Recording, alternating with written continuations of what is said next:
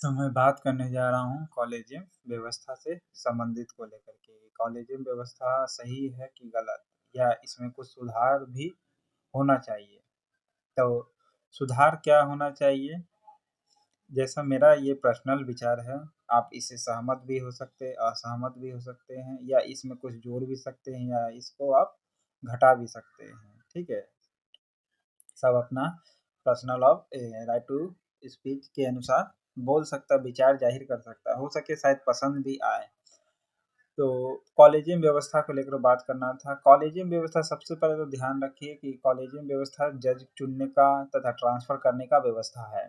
Okay, ये high court और supreme court दोनों में होता है, और नियुक्ति 124 के 2 और 217 में प्रावधान है। ठीक है, हाई कोर्ट के लिए 217। ओके, सो क्या होता है, जज जब चुना जाता है तो कॉलेजियम व्यवस्था से चुना जाता है। और कैसे चुना जाता है ये मैं पहले आपको बता देता हूँ। कॉलेजियम व्यवस्था में जो जज चुनाता है वो वरिष्ठता के सिद्धांत के कॉन्सेप्ट पर काम करता है। ओके, यानी जो वरिष्ठ व्यक्ति होंगे उसी प्रकार जज जो होंगे मोस्ट सीनियर जज होते चले जाएंगे और आगे बढ़ते जाएंगे। ओके, और हाई कोर्ट में भी जब जज चुनाता है तो आप देखे हों कि जो 10 साल का एक्सपीरियंस हो, ठीक है, मिनिमम। फिर और सबका, फिर और सब भी एडिशन है। ओके, तब जाकर के जज चुनाता है। ओके, यानी इसका मतलब है कि उस फील्ड से पूरा वो जो व्यक्ति होता है जुड़ा होता है। ओके, यानी उसके कल्चर में पल भर रहा है। ओके, तो कौन सा कल्चर भाई? तो हाई लॉ का कल्चर। ओके, कानून का कल्चर, कॉन्स्टिट्यूशन का कल्चर। सो अब हाई कोर्ट हो गया, उसी प्रकार सुप्रीम कोर्ट में भी क्या होता है, रिकमेंड करती है कॉलेज, सॉरी कॉलेज करे, कॉलेजियम। ठीक है, फिर कॉलेजियम कानून मंत्री को देगा, कानून मंत्री प्रधानमंत्री को देगा, प्रधानमंत्री राष्ट्रपति को देगा। इस प्रकार 124(2) के जरिए सुप्रीम कोर्ट का जज चुना जाता है। ओके, तो ये तो प्रोसेस हो गया। तो मैं ये ये वीडियो किस लिए बना रहा हूँ, ये तो प्रोसेस आप जानते होंगे, बहुत सा वीडियो भी पहले से है मौजूद। ओके, मैं इस चीज़ के लिए बात नहीं करना चाह रहा था, मैं बात करना चाह रहा था फ्रेशर पीपल को लेकर के। Fresher people and fresher of family, ये दो कॉन्सेप्ट है मेरा मानना है। कैसे? तो देखिए, जो जुडिशरी में, हाई कोर्ट में जो जज चुनाता है या सुप्रीम कोर्ट में जो जज चुनाता है, वो बिना एग्जाम के जरिए कॉलेजियम के जरिए चुनाता है। ठीक है, रिकमेंड किया जाता है, गवर्नर से भी परामर्श वगैरह किया जाता है।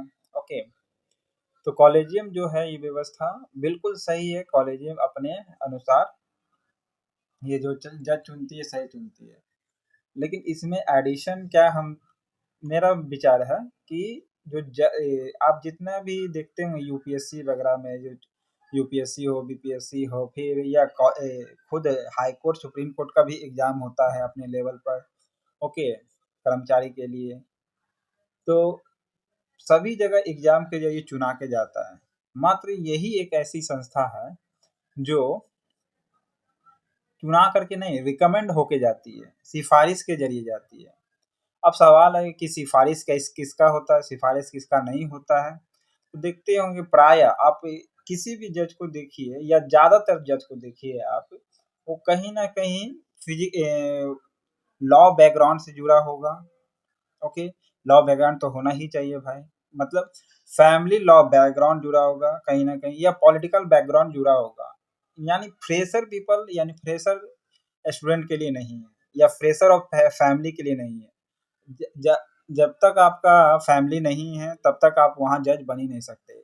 सो कॉल्ड इसको कहा जाता है अंकल हमारे विधायक है, जैसे सुने होंगे ना बात वैसा, कि अंकल हमारे विधायक है। सो अब इसको दूर कैसे किया जाए? तो क्या जिनके अंकल विधायक है, या जिनका हाई कोर्ट सुप्रीम कोर्ट में वकील है, फैमिली है, क्या वही उसी का बच्चा जज बन सकता है? तो मेरा पर्सनल विचार है कि कॉलेजियम को एग्जीक्यूटिव से एग्जीक्यूटिव करें, लेजिस्लेचर से बात करना चाह रहे, माने इन दोनों को आपस में बात करना चाहिए क्या चीज को लेकर के। जैसे यूपीएससी में यूपीएससी का स्टूडेंट एग्जाम देके जाता है ना, उसी प्रकार जो एनजेएसी जो बना था, जो 99 अमेंडमेंट हो गया था, जो अनकॉन्स्टिट्यूशनल करार दिया गया था, वो ना हो करके क्या कॉलेजियम अपने लेवल से क्या खुद एग्जाम नहीं करा सकती है जज चुनने के लिए? खुद, मतलब खुद करने का मतलब है कि उसमें बिना सरकारी हस्तक्षेप का हो। ओके, सरकारी मेंबर जरा भी ना हो, या हो तो आप अपना खुद तय कर लें।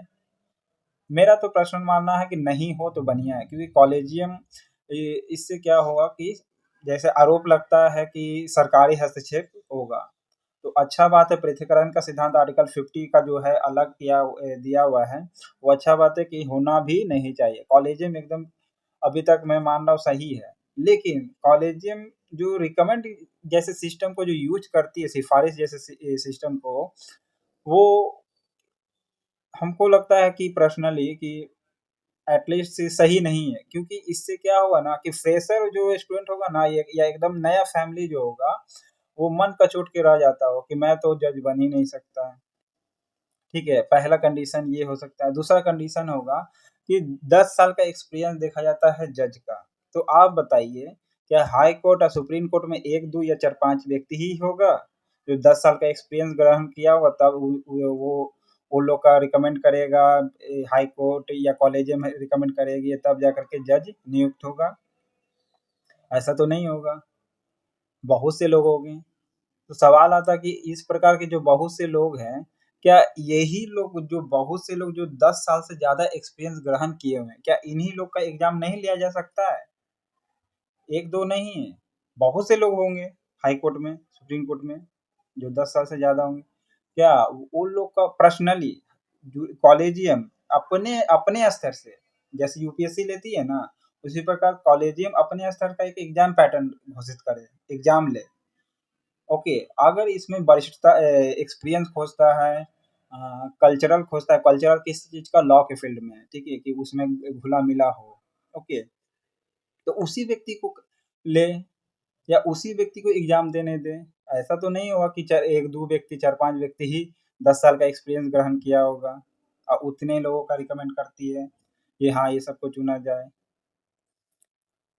तो मेरा पर्सनल मानना है कि कॉलेजियम को अपने स्तर से एग्ज़ाम लेनी चाहिए, ठीक है, और तब जाकर के जज की नियुक्ति करनी चाहिए।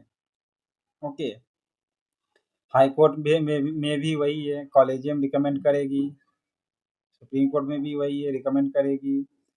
और ये भी बात है कि अगर सहमत नहीं होता है पहले बार में, तो जैसे कॉलेजियम रिकमेंड करती है जिस नाम को, सिफारिश करती कि इस व्यक्ति को चुना जाए जज, और नहीं अगर चुनाता तो फिर कॉलेजियम दोबारा उस पर विचार करती सोचती है। अगर वही नाम फिर से दिया जाता है तो राष्ट्रपति को उनको जज बनाना पड़ता है, यानी चुनना पड़ता है। ओके, तो ये रिकमेंड प्रोसेस हुआ। तो रिकमेंड प्रोसेस से आप तो वही सोच रहे हैं ना कि आशीर्वाद जैसा सिस्टम है कि हाँ भाई जिसको आशीर्वाद मिला होगा वही आएगा। तो इसमें फेयरफुल तो बहुत कम ही चांस है। फ्रेशर पीपल भी नहीं आएगा, फ्रेशर फैमिली भी नहीं, फ्रेशर फैमिली भी नहीं आएगा जो लॉ फील्ड से नहीं जुड़ा हुआ है, फ्रेशर और फैमिली जिसे हम कह रहे हैं। यानी कहने का मतलब एक तरह से उन लोग के मन में निराशा भी आ जाती है। तो कॉलेजियम कॉलेजियम जो व्यवस्था है वो बिल्कुल रहे, ठीक है। हाँ, अब जैसे जो वरिष्ठ व्यक्ति है, सीजीआई है, ये सब चुनते जज को लेकर के चुना जाता है, ये लोग चुनते हैं, ठीक है, या रिकमेंड करते हैं। तो इन लोग को क्या करना चाहिए कि ये लोग पैनल में हो, चुनाव वाले पैनल में, जैसे अभी प्रेजेंट में है वैसे ही रहे, लेकिन कैसे चुने इन लोग को? जो एग्जाम दे करके आए, पास करे, उनका इंटरव्यू वगैरह ले, ठीक है, फिर रिकमेंड करे।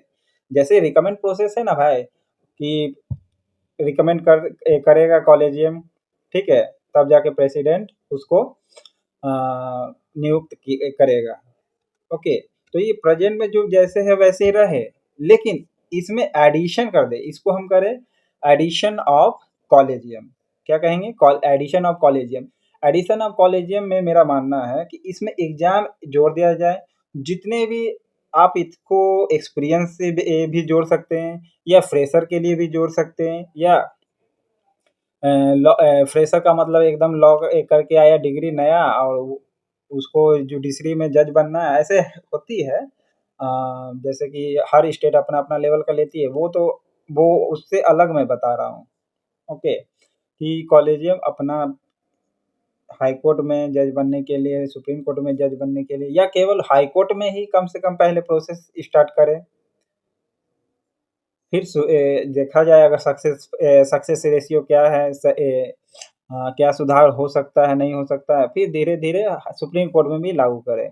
इससे लोगों के बीच में जो मन में निराशा है कि नहीं मेरा फैमिली नहीं है, या फैमिली बैकग्राउंड भी ठीक फ्रेशर एकदम एकदम नया एकदम आया है। जानते हैं फ्रेशर को काफ़ी ज़्यादा लंबे संघर्ष करना पड़ता है, या आशीर्वाद जैसा सिस्टम कि हाँ, कोई किन्हीं के रिकमेंड के करने पर ही होता होगा, या होता है। देखे होंगे कि रिकमेंड करने पर, सिफारिश करने पर होता है। ओके, उनके मन से निराशा खत्म होगी कि हाँ भाई चलो एग्ज़ाम के ज़रिए होगा। और ये कॉलेजियम में जैसे प्रेज़ेंट में है 4 जज, 6 मुख्य न्यायाधीश, ये वैसे ही है, लेकिन ये इंटरव्यू पैनल में बैठे हैं, इंटरव्यू ले, जिससे कि सभी व्यक्ति को आभास हो कि हाँ भाई, मैंने एग्ज़ाम दे कर के इसमें गया हूँ और किसी का सिफारिश लेके नहीं गया हूँ। ओके, वही कॉन्सेप्ट मेरे चच्चा विधायक वाला कॉन्सेप्ट हटेगी इससे। अब पृथक्करण का सिद्धांत है, जैसे लेजिस्लेचर का पावर हटेगी। अब सवाल आता है कि ऑल इंडिया लेवल पर जैसे यूपीएससी का निर्माण है, लेजिस्लेचर लोग कर संसद के लॉ बनाने पर ही पास होती है। तो जो कॉलेजियम को और इन दोनों को आपस में पहले बात करना पड़ेगा। बार काउंसिल ऑफ इंडिया भी हो गई चाहे तो, ये तीनों को आपस में बात करना पड़ेगा एग्ज़ाम को लेकर के, एग्ज़ाम लिया जाए नहीं लिया जाए तो कैसे लिया जाए, कौन मेंबर होंगे कौन नहीं होंगे। और जैसे कॉलेजियम को एक चीज़ का डर है कि सरकारी हस्तक्षेप नहीं हो, बिल्कुल नहीं होना चाहिए, मेरा तो मानना है बिल्कुल नहीं होनी चाहिए। इससे क्या होगा कि जो भी ये है आपका सरकारी हस्तक्षेप वो रुकेगा, और डर बना रहता है कहीं सरकार के खिलाफ कोई निर्णय दे दिए तो हमको कहीं सही जगह पोस्टिंग नहीं किया, मतलब खराब जगह पोस्टिंग कर दिया। तो इसीलिए कॉलेजियम इसको कहीं न कहीं बचा के रखती है, कि इस सुरक्षा मतलब बनाए रखती है कि किसी से डरने का नहीं, आप मतलब दबाव रहित काम करिए। ओके, फिर आती है ये हाई कोर्ट, बहुत अच्छा बात है कि जो पृथक्करण का सिद्धांत है शक्तियों का, ठीक है, ये होना ही चाहिए। नहीं तो हिटलर का कॉन्सेप्ट देखे होंगे कि जब विश्व युद्ध चल रहा था सेकंड वाला, तो उसमें हिटलर ने पत्रकारिता के साथ साथ जुडिशरी में भी हस्तक्षेप किया था, ठीक है, अपनी मनमर्जी से चलाने लगा था। तो पावर ऑफ डिस्ट्रीब्यूशन जो है, सेपरेशन ऑफ पावर का जो दिया हुआ है वो अच्छा है, रहना ही चाहिए। बस इसमें कॉलेजियम जो है, कॉलेजियम जैसे चुनती है वैसे ही चुने, लेकिन ये लोग इंटरव्यू पैनल में बैठे और एग्ज़ाम के ज़रिए कोई आए। ओके, मेरा ये मानना है। अब इसमें आप क्या विचार सोचते हैं, ये आप बताइएगा। तो इसमें देखिए सबसे पहले हटेगा फ्रेशर के लिए जो दिक्कत है कि हाँ भाई, मैं जज बन ही नहीं सकता, बन सकता हूँ लेकिन अब ज़रूरी नहीं कि आपको नाम का रिकमेंड ही कर देगा कि नहीं करेगा। एगो दूगो तो है नहीं, 10 साल का एक्सपीरियंस लिया हुआ बहुत से लोग होगा। फिर प्रेशर ऑफ फैमिली है, ये अब नहीं है जिसका भाई, अब तो चांसेस है बड़ी कम है कि मेरा हाई कोर्ट के जज बन पाए या सुप्रीम कोर्ट के जज बन पाए। तो इस प्रकार का जो मन में जो लोगों के बीच प्रायः प्रश्न उठते रहती है वो खत्म होगा, या कॉलेजियम को लेकर के। ओके, कॉलेजियम को भी अपने आप में डेमोक्रेटिक, अपने आप में मैं बोल रहा हूँ, डेमोक्रेटिक होने का मिल जाएगा पैमाना, क्योंकि कॉलेजियम भी बोलेगा कि हाँ भाई, मैंने एग्ज़ाम के ज़रिए लिया हूँ और ये लोग एग्ज़ाम हम लोग हाँ, ये जो अभी कॉलेज में जैसे जो पैटर्न है, पैटर्न का मतलब जो प्रेजेंट में है मुख्य न्यायाधीश होंगे, फिर कॉलेजियम के अन्य मेंबर होंगे, फिर जज का नियुक्ति करेंगे या जज का रिकमेंड करेंगे। तो बस ये लोग पैनल में बैठे, एग्ज़ाम जो दे करके आए उनका चुनाव करें। ओके, ये नहीं कि खाली सिफारिश कर दिए 4 व्यक्ति 5 व्यक्ति का और उन्हीं को जज बना दिए। तो बहुत से जो और सब जो नए वकील हैं या बहुत से ऐसे हैं जो फ्रेशर ऑफ फैमिली एकदम एकदम नया-नया जो नए-नए वकील हैं, जो किसी प्रकार का पॉलिटिकल बैकग्राउंड नहीं रहा है या जुडिशरी बैकग्राउंड नहीं रहा है या एडवोकेसी बैकग्राउंड नहीं रहा है, ठीक है? और भी इसमें कुछ पॉइंट हो सकते हैं। उनके मन में जो जो प्रश्न प्रायः मन में जो दबा हुआ मन में रहता है, वो खत्म होंगे। ओके, आप इस पर क्या विचार रखते हैं, क्या सोचते हैं? आप कमेंट बॉक्स में ज़रूर बताइएगा। हो सकता है मेरे बातों से आप सहमत पूरा ना हो सकता है थोड़ा-सा सहमत हो या इसको एडिशन किया जा सकता है, सब्स्टिट्यूशन किया जा सकता है, ठीक है? घटाया जा सकता है, बढ़ाया जा सकता है। कमेंट बॉक्स में ज़रूर लिखिएगा, ओके? फिर आपको ये भी पता होगा कि 99 जो अमेंडमेंट हुआ था, उसको अनकॉन्स्टिट्यूशनल करार दिया गया था। तो क्यों भाई? क्योंकि एग्ज़ाम पैटर्न वाला सिस्टम लाया गया था कि जो 99 वाला था उसको अनकॉन्स्टिट्यूशनल करार दिया गया था। 99 वाला में क्या बताया गया था आप बताइएगा कमेंट बॉक्स में जिसको अनकॉन्स्टिट्यूशनल करार दिया था। ओके, तो 70 के घटना के बाद 93 में जो गुप्ता जी का केस आता है, ओके, शायद उनके नाम में एस है, 93 का केस है, डबल बेंच का है, उसके बाद एक कॉलेजियम व्यवस्था आती है। ओके, फिर ट्रिपल बेंच का आता है और कॉलेजियम जो कॉन्स्टिट्यूशन में है जो ना परामर्श शब्द दिया हुआ है 143 परामर्श ले सकती है किससे? मुख्य न्यायाधीश से, राष्ट्रपति, लेकिन सहमति नहीं है। सहमति या परामर्श अलग है। तो इसमें एडिशन करना पड़ेगा जो कॉलेजियम को, बार काउंसिल को या फिर संसद को, ठीक है, कानून बनाना पड़ेगा जिससे कि एग्ज़ाम लिया जाए। कॉलेजियम में बिल्कुल एक भी मेंबर नहीं होना चाहिए। मेरा मेरा मानना है आदमी सरकारी आदमी कहने का मतलब है कि सरकारी हस्तक्षेप ना हो। ओके, वैसे ही रहे जैसे चुना जाता है, बस एग्ज़ाम पैटर्न इसमें आ जाए, एग्ज़ाम के ज़रिए आए। बस लोगों के मन में जो प्रायः दबा हुआ मन में प्रश्न है, वो खत्म होगा। फ्रेशर के लिए मन में भी प्रश्न है या फ्रेशर ऑफ फैमिली जिसको मैं कह रहा हूँ, जिसका कभी बैकग्राउंड नहीं रहा, वो सबके मन में भी थोड़ा-सा मन में खुशियाँ आएँगी। तो कमेंट बॉक्स में बताइएगा क्या इसके लेकर के आपका विचार है। ये मेरा पर्सनली विचार है, आप इसको जोड़-घटाव करके बता सकते हैं। Thank you. तो मैं बात करने जा रहा हूँ आज कॉलेजियम व्यवस्था को लेकर के कि कॉलेजियम व्यवस्था सही है या गलत या क्या सुधार हो सकता है कॉलेजियम व्यवस्था में या संभावना है कि नहीं। ये मेरा पर्सनल विचार है। अगर पसंद आए तो या इसमें कमी आए तो या फिर एडिशन करना हो या सब्स्टिट्यूशन करना हो, यानी इसे या तो इसमें जुट भी सकता है, आप अपना विचार जोड़ भी सकते हैं, हटा भी सकते हैं या कुछ लागू भी कर सकते हैं। ओके, तो विचार ये है जुडिशरी सिस्टम में कि कॉलेजियम व्यवस्था सही है कि गलत। ओके, तो मेरा मानना ये है कि कॉलेजियम व्यवस्था बिल्कुल सही है। ओके, और कॉलेजियम व्यवस्था जैसे है वैसे रहना चाहिए। ओके, सबसे पहले ये आप जान लीजिए कि कॉलेजियम व्यवस्था एक नंबर है। ओके, इस अभी तक मैं बात कर रहा हूँ जब तक कि इससे और अच्छा व्यवस्था ना आ जाए।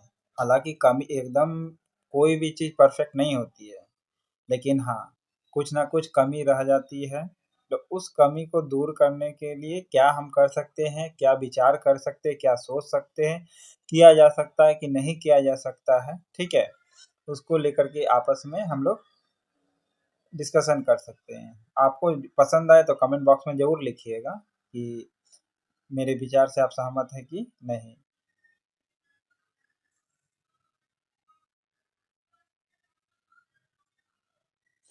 सो